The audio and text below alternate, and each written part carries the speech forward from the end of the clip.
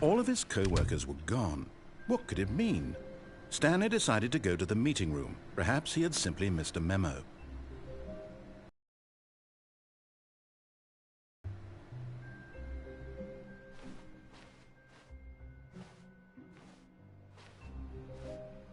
Stanley lifted the bucket into his arms, and a wave of comfort rushed over him.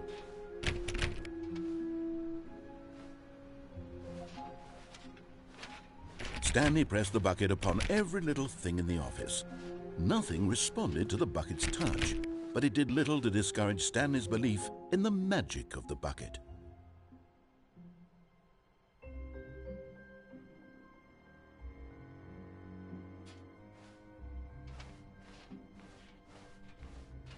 Stanley clutched the bucket tightly to his chest and entered the door on his left.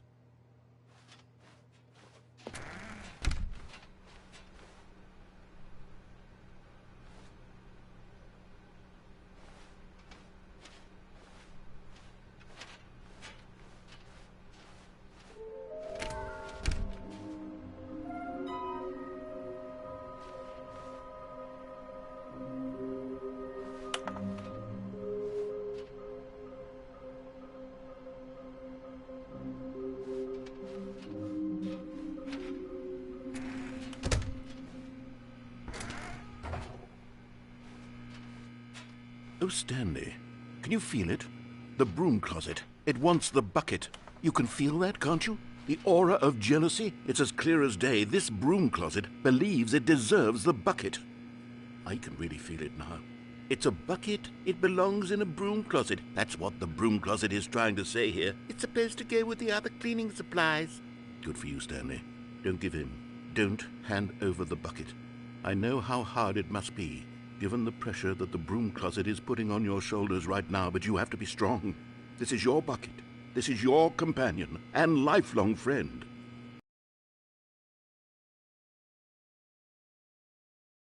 Is this how low the broom closet has sunk, that it has to resort to this stream of petty insults simply in order to get you to hand over the bucket? Stanley, I never liked this broom closet for a variety of reasons, but even this is worse than I had imagined. And wait. Now the broom closet has the gall to imply that you and the bucket are not truly deep and lasting friends? That your relationship is purely superficial and convenient? That your life is so banal and meaningless that you'd feel the same sort of kinship towards any inanimate object which happened to lay in your path in an even partially enticing manner? Well, I never. Go on, Stanley. Lay into it. Really tell the broom closet off for its demeaning comments. Expand on the wide variety of experiences you and the bucket have shared together. Go through each of them point by point. Share your journal entries detailing the rich emotional landscape of your feelings for the bucket as they have changed and evolved over the years. Let him have it.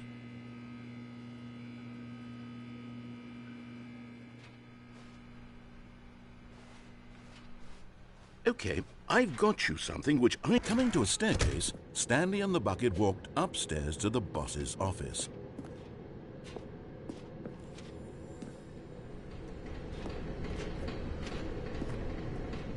But Stanley just couldn't do it. He considered the possibility of facing his boss, admitting he had left his post during work hours. He might be fired for that. And in such a competitive economy, why had he taken that risk? All because he believed everyone had vanished? His boss would think he was crazy. And then something occurred to Stanley. Maybe, he thought to himself, maybe I am crazy. He looked down at the bucket in his arms. Am I crazy? He asked the bucket. The bucket returned his gaze, but said nothing at all. That's strange, Stanley thought. Usually the bucket is a source of guidance and wisdom for me in difficult times such as these. He held the bucket close, yet felt none of its familiar reassurance and comfort. And that's when Stanley realized, this isn't my bucket. It's just a normal, everyday bucket. Someone else's bucket, perhaps. How did I end up with someone else's bucket? This is all terribly wrong. Surely no good would come from this. Who knows what sorts of bizarre hallucinations Stanley might experience without the psychologically grounding presence of his bucket. And indeed, now he noticed felt himself floating off the ground. Oh, gracious. he exclaimed. "Without my bucket, I've gone truly mad. Where is it? I must find it." Far off in the distance now, he heard it calling to him. "Stanley! Stanley, it's me, the bucket." Could it truly be? He rushed forward from room to room, passing by one bucket after the next. None of them were his. None of them were his special bucket. "Come to me, Stanley. Find me." He had to find the bucket. He had to return to his old friend. It was the only way to truly restore his sanity. And then suddenly, he froze dead in his tracks. He knew where the voice of the bucket had been coming from. The real bucket was inside of him all along. It was incredibly painful. Stanley doubled over in agony and blacked out. Wow. This is the story of a woman named Mariella. Mariella woke up on a day like any other. She arose, got dressed, picked up her bucket of comfort and security, and walked to her place of work. But on this particular day, her walk was interrupted by the body of a man who had stumbled through town, talking and screaming to himself, and then collapsed dead on the sidewalk. Right away, she knew what the problem was. This man had no bucket. Of course he'd gone mad, ranting and raving about a narrator describing all of his actions and how everything is predetermined and free will is an illusion and it's all just a video game. It could all have been prevented if only he'd taken his bucket with him. Perhaps he didn't even realize he'd forgotten his bucket at home in the first place. How cruel the world can be, Mariella thought, and she hugged her own bucket even tighter. But of course, she had no time for this.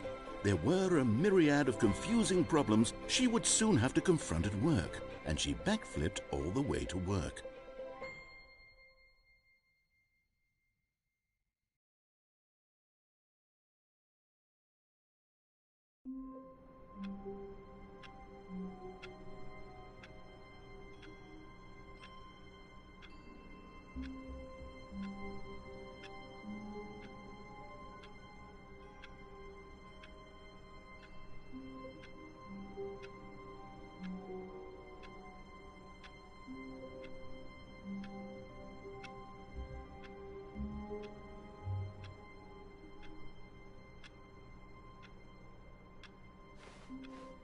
All of his co-workers were gone. What could it mean? Stanley decided to go to the meeting room. Perhaps the confusion and the chaos all seemed to melt away as Stanley embraced the bucket. Stanley clutched the bucket tightly to his chest. This was not the correct way to the meeting room, but Stanley had felt the bucket calling to him, telling him that the employee lounge was simply the place to be. And here it was. Had the bucket turned out to be correct? Was this better than the meeting room? Yes, Stanley thought to himself. Yes, no, never mind. The bucket was wrong. Stanley took the door on his left to go back to the meeting room.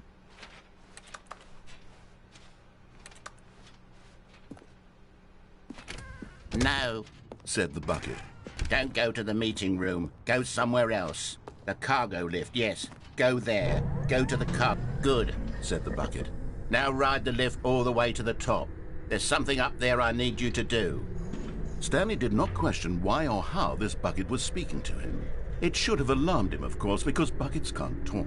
But Stanley chose not to think about this obvious fact.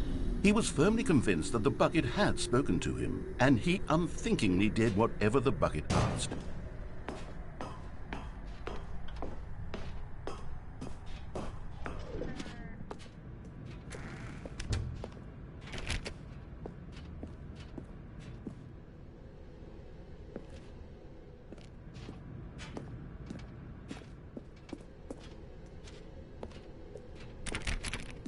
No, stop. Look there on the wall. You see, there's a sign right there. It says, "No buckets past this point." Stanley, how could you think it was okay to bring the bucket here? Unless, what if the problem is that you actually don't know what is a bucket and what isn't a bucket? I suppose that would explain a lot about your behavior up to this point. Which, if that's true, well, my goodness, I think we have to do something about it. This misunderstanding could have dire consequences on the entire rest of the game if not addressed quickly and properly. So much of the impact of the story is dependent on your understanding of what is and isn't a bucket. Please, step in here for a moment.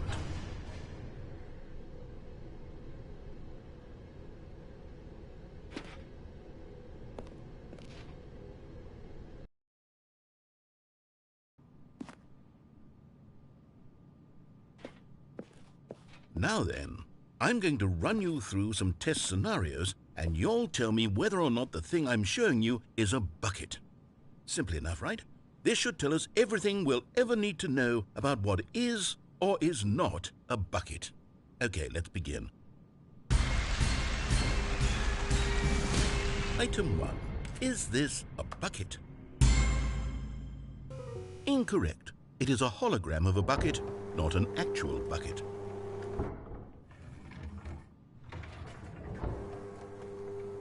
Item 2. Is this a bucket? Incorrect. It is a 3D printed recreation of a bucket, not an actual bucket.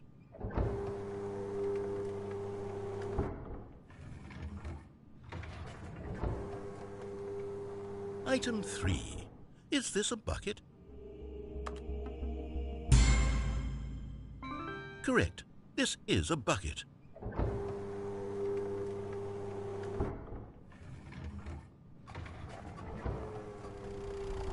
Item 4. Is this a bucket? What? Are you hallucinating? This is a tractor. It's an enormous machine that tills the earth. I thought this was a gimmick. How on earth did you manage to screw it up? Absolutely incredible. Let's just move on to the next one.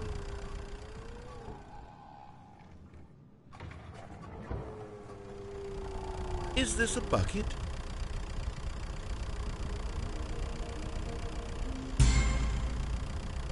Incorrect. This is a bucket.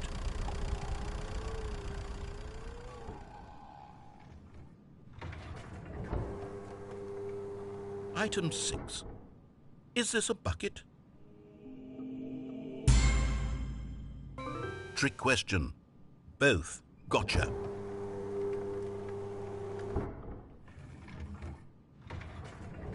Item... Wait, hold on. I can't find the next one. Let me see. It should be around here somewhere.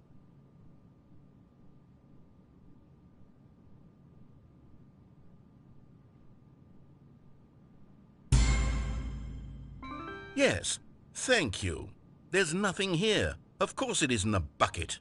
We both know full well that nothing isn't a bucket. Wait, when I say nothing isn't a bucket, that makes it sound like I'm saying everything is a bucket, which of course is not true. Unless, is that what you think? Answer me straight, Stanley. Are you trying to tell me that you believe everything is a bucket?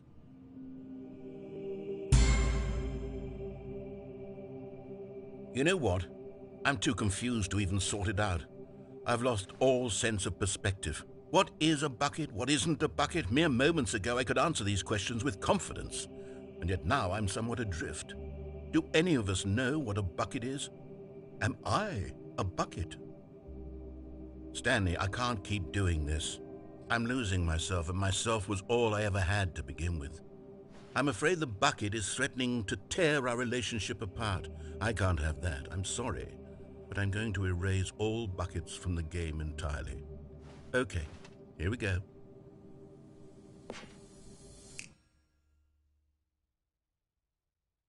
What happened? Is everything gone? Why did everything disappear? Wait, was everything a bucket? Every single thing in the game was a bucket. Oh my God, I had no idea. How could... except me. I'm not a bucket after all. And you, Stanley, you're still here. You're not a bucket either. Oh, this is wonderful news. We're not buckets. Yes, I actually feel much more at ease right now. It's delightful to get some clarity on that issue, but it doesn't change the fact that we haven't got a game. So, tell you what, I'll reset everything and we'll put back all of the buckets, okay? And we'll know that it's all a bucket. But if you run into anyone else, maybe don't mention that. Who knows what that information might do to a person? All right, here we go.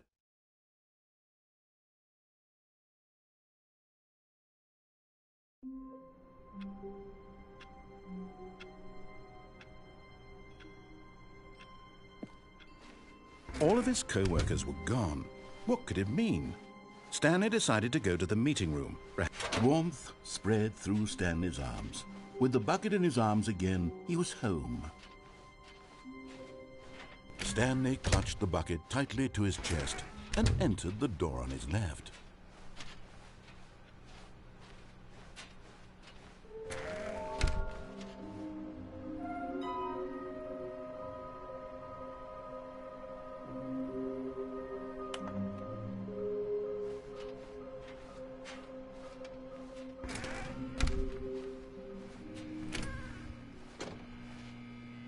Oh, Stanley, can you feel it?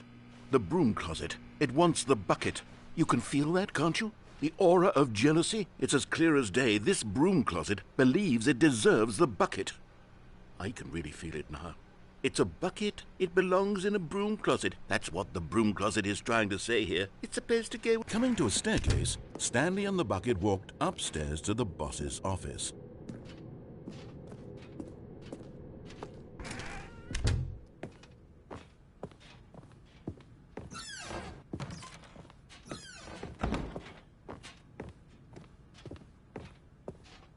Stepping into his manager's office, Stanley was once again stunned to discover not an indication of any human life.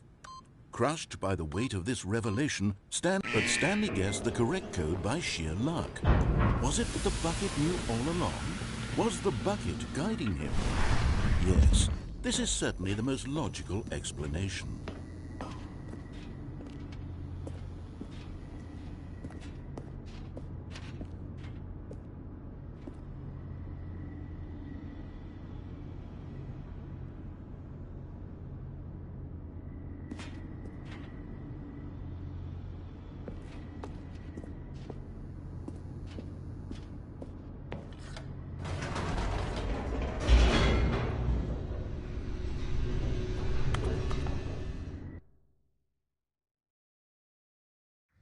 The elevator raced downward, plummeting towards an unknown fate.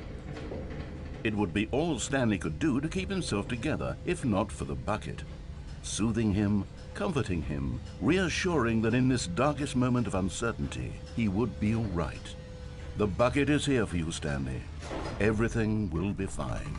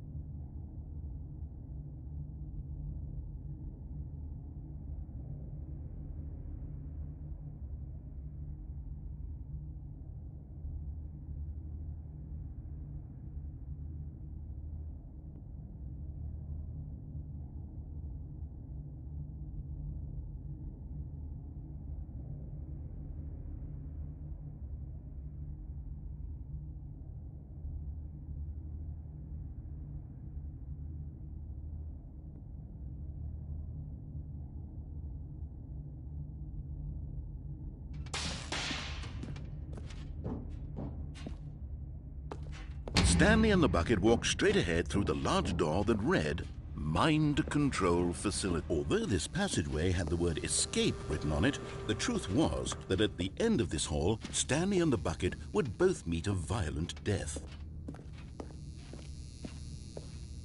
The door behind them was not shut.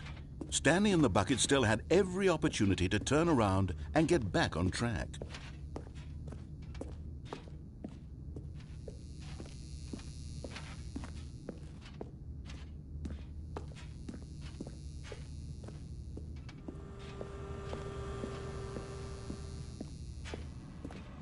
But of course, Stanley and the bucket thought better of it and realized they simply had too much to live for. Nope, it's death for Stanley and the bucket.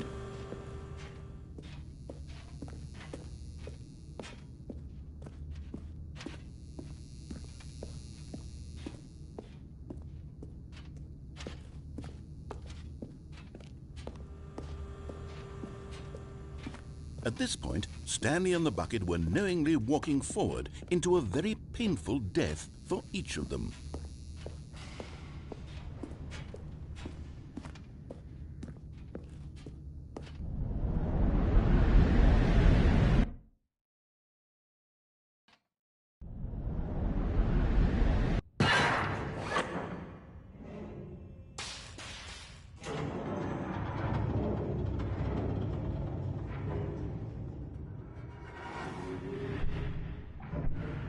As the machine whirred into motion and Stanley and the bucket inched closer to their demise, Stanley reflected on how meaningless the bucket's warmth and comfort had turned out to be.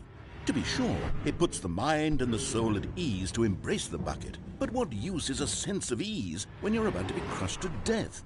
This is what Stanley thought to himself, and he sort of kicked himself for wasting so much time carrying a bucket everywhere. Farewell, Stanley.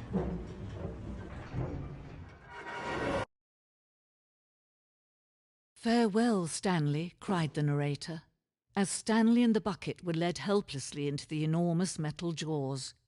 In a single visceral instant, the bucket's life came to an end as it was crushed violently to death.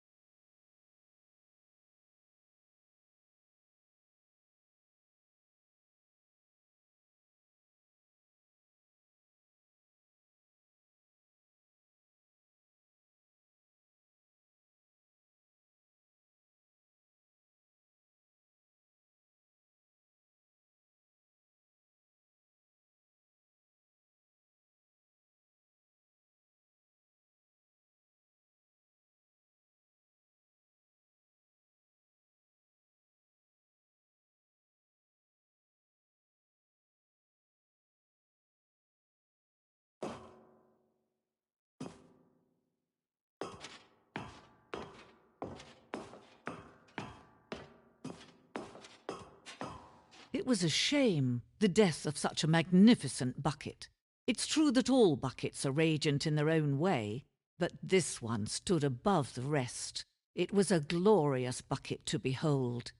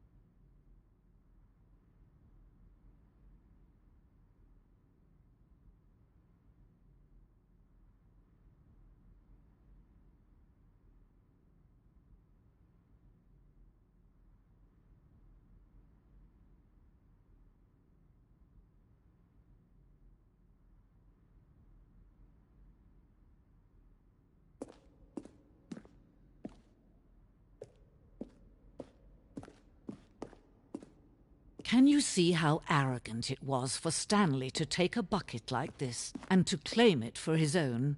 Can you see the hubris that blinded him? Can you see that the bucket is far more noble than Stanley will ever be in his short life?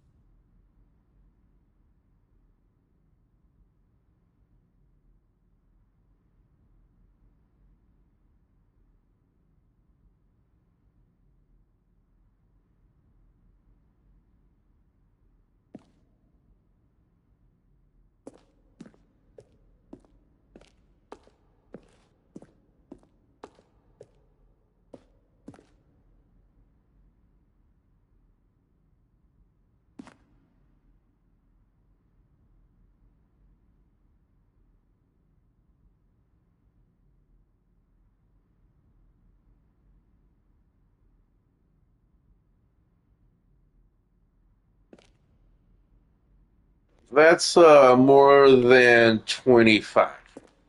Just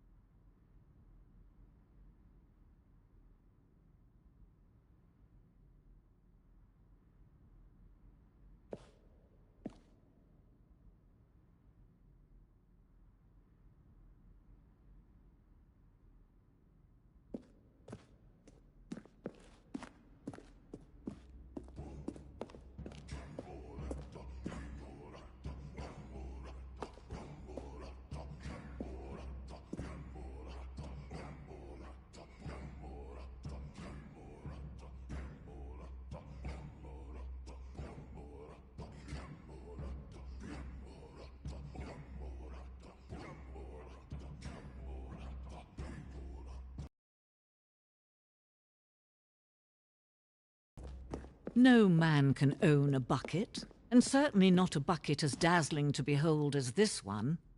It is man who should kneel before the bucket.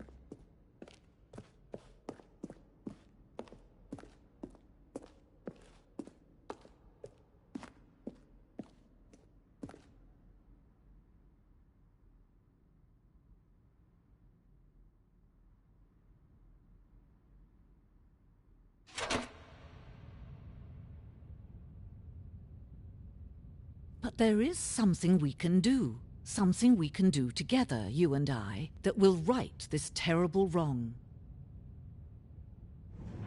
Let Stanley die. Let him be crushed by the machine. Don't reset the game. Don't give him another opportunity to run off with another beautiful bucket. We can save the world's buckets from their treatment as tools and implements if only we let Stanley die together. The bucket shall take its place as ruler, as leader, as commander of a new world, a new vision.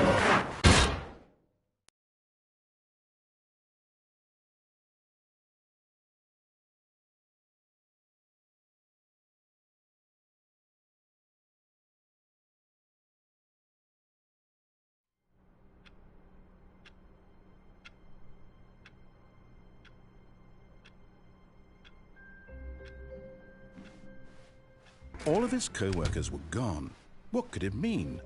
Stanley decided to go to the meeting room. Perhaps he had simply missed a memo.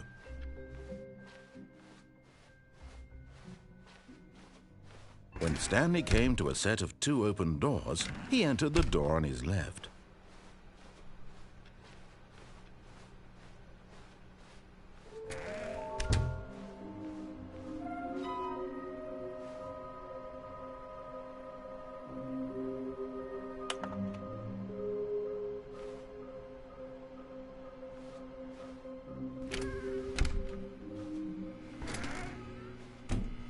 Stanley stepped into the broom closet, but there was nothing here, so he turned around and got back on track.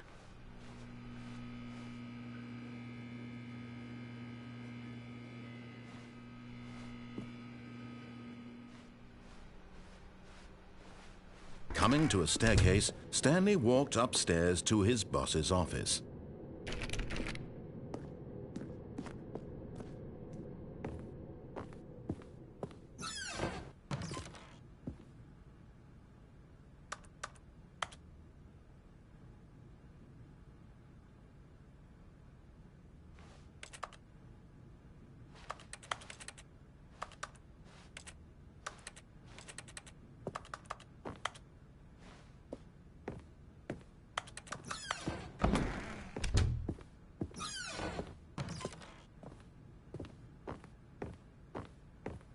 Stepping into his manager's office, Stanley was once again stunned to discover not an indication of any human life.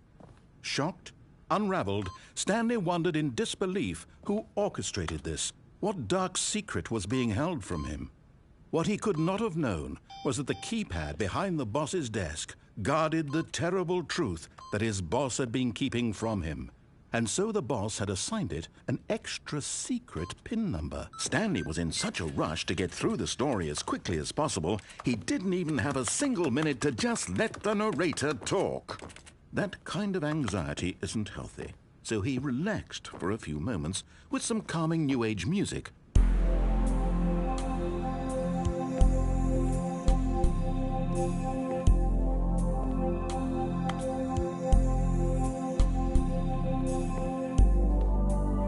Feeling soothed and rejuvenated, Stanley calmly walked forward into the opened passageway.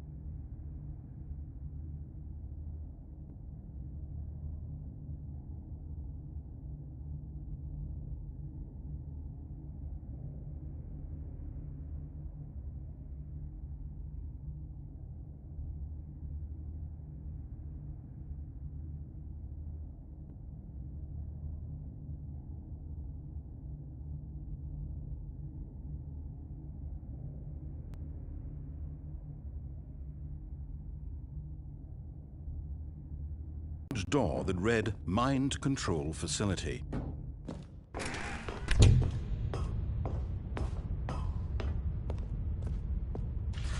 The lights rose on an enormous room packed with television screens. What horrible secret did this place hold? Stanley thought to himself. Did he have the strength to find out?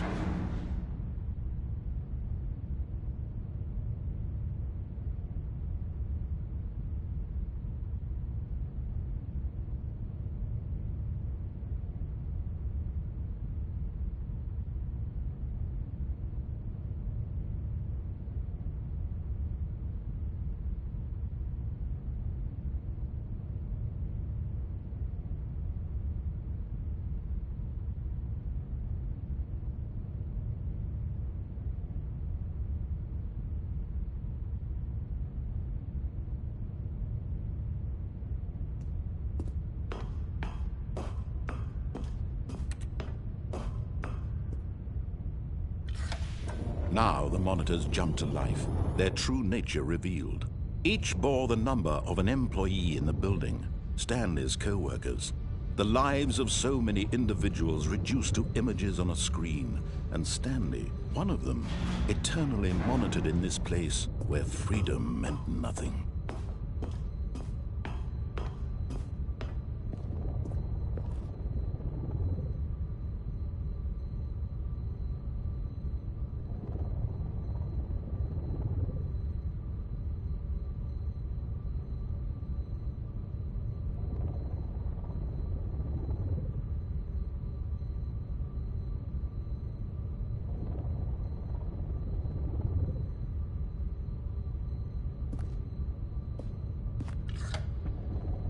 This mind control facility, it was too horrible to believe. It couldn't be true.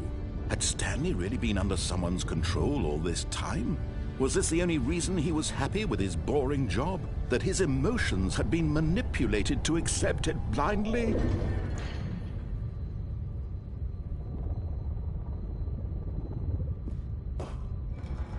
No, he refused to believe it. He couldn't accept it. His own life in someone else's control? Never! It was unthinkable, wasn't it? Was it even possible? Had he truly spent his entire life utterly blind to the world?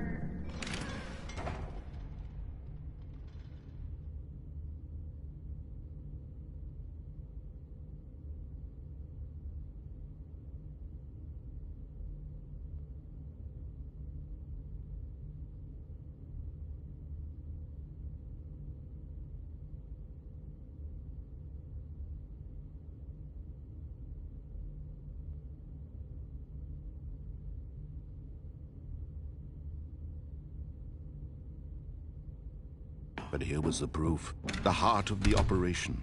Controls labeled with emotions, happy or sad or content. Walking, eating, working, all of it monitored and commanded from this very place. And as the cold reality of his past began to sink in, Stanley decided that this machinery would never again exert its terrible power over another human life. For he would dismantle the controls once and for all.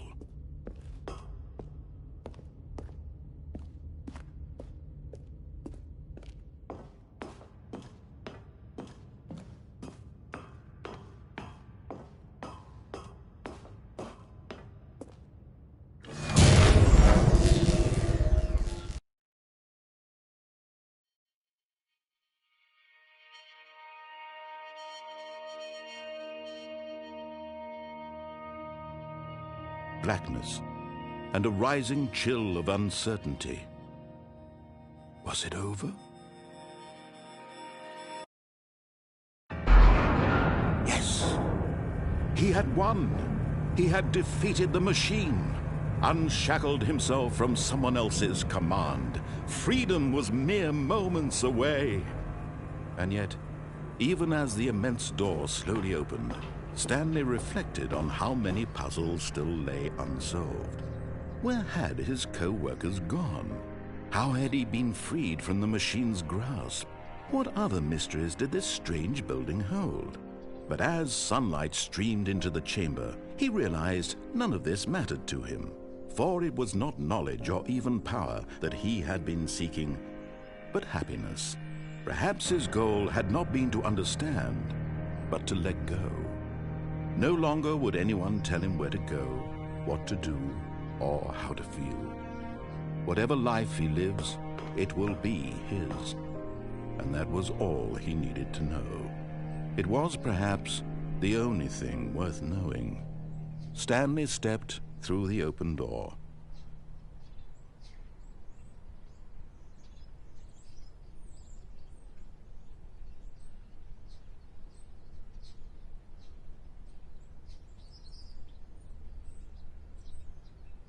Stanley felt the cool breeze upon his skin, the feeling of liberation, the immense possibility of the new path before him.